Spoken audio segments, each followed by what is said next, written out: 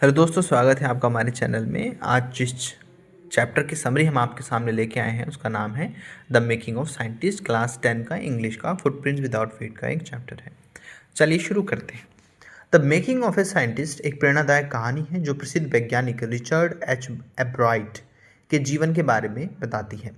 इस कहानी के माध्यम से दिखाया गया है कि एक साधारण बच्चा अपनी मेहनत, जिज्ञासा और लगन से एक महान वैज्ञानिक कैसे बनता है। रिचर्ड एब्राइट बचपन से ही बहुत जिज्ञासु और मेहनती लड़का है। जब वह छोटा था तभी उसके पिता का निधन हो गया था। उसकी माँ ने उसकी परवरिश की और उसे पढ़ाई तथा नई चीज़ें सीखने के लिए हमेशा प्रेरित किया। उसकी माँ ने उसे किताबें पढ़ने के लिए देती थी और उसे अलग अलग तरह के शैक्षिक कार्यक्रमों और यात्राओं पर भी ले जाती थी। रिचर्ड को बचपन से ही तितलियों में बहुत रुचि थी। वह तितलियों को पकड़ता, उनका अध्ययन करता और उनके बारे में जानकारी इकट्ठा करता था। धीरे धीरे उसकी यह रुचि एक गंभीर वैज्ञानिक अध्ययन में बदलने लगी। एक दिन उसकी माँ उसे एक पुस्तकालय से तितलियों के जीवन पर आधारित एक किताब लाकर देती है। उस किताब से रिचर्ड को पता चलता है कि तितलियों का जीवन बहुत ही रोचक और रोमांचक जटिल होता है। इसी से उसे प्रेरणा मिलती है कि वह तितलियों पर अधिक शोध करे। रिचर्ड हर साल विज्ञान प्रदर्शनी में भाग लेता था। शुरुआत में उसकी परियोजनाएं बहुत साधारण होती थीं, लेकिन उसे कोई पुरस्कार नहीं मिलता था। लेकिन वह निराश नहीं होता था। उसने अपनी गलतियों से सीखा और अगले साल बेहतर तैयारी करने लगा। धीरे धीरे उसकी परियोजनाएं अधिक वैज्ञानिक तथा रोचक बनने लगी। उसने तितलियों के जीवन के चक्र और उनके व्यवहार के बारे में गहराई से अध्ययन किया। एक बार उसे तितलियों के बाहर 1000 से अधिक कैटरपिलर इकट्ठे किए। 12,000 से ज़्यादा कैटरपिलर इकट्ठे किए। वह यह जानना चाहता था कि इन कैटरपिलर से कितनी तितलियां बनती हैं और कितने अन्य कारणों से नष्ट हो जाती हैं।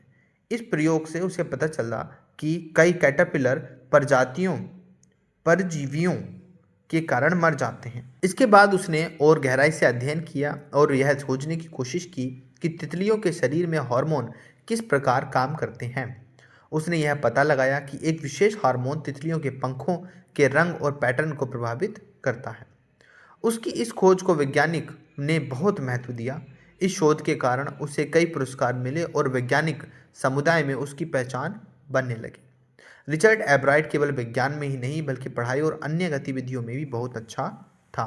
वह एक उत्कृष्ट छात्र था।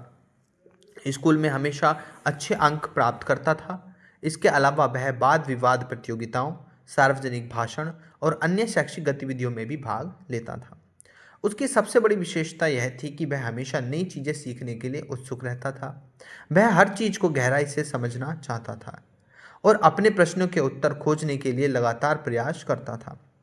इस प्रकार अपनी मेहनत, जिज्ञासा और निरंतर प्रयास के कारण रिचर्ड एब्राइट धीरे धीरे एक सफल वैज्ञानिक बन गया। उसकी कहानी यह दिखाती है कि एक वैज्ञानिक बनने के लिए केवल बुद्धिमत्ता ही नहीं बल्कि धैर्य, मेहनत और जिज्ञासा भी जरूरी होती है। इस कहानी से हमें शिक्षा मिलती है कि अगर हम अपने लक्ष्य के प्रति समर्पित रहें और लगातार प्रयास करते रहें तो हम जीवन में बड़ी सफलता प्राप्त कर सकते हैं।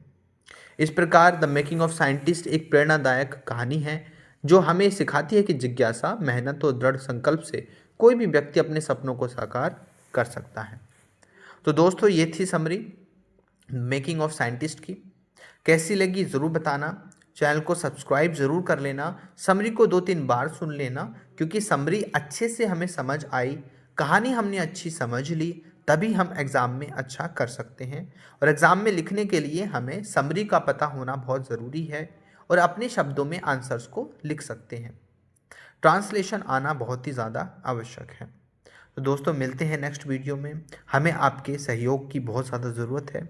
चैनल को सब्सक्राइब ज़रूर करें और हमारे इस प्रयोग में हम जो आपको शिक्षा दे रहे हैं, पढ़ा रहे हैं, कुछ सहयोग करना चाहें तो अवश्य कर सकते हैं। नंबर्स स्क्रीन पर हैं। धन्यवाद।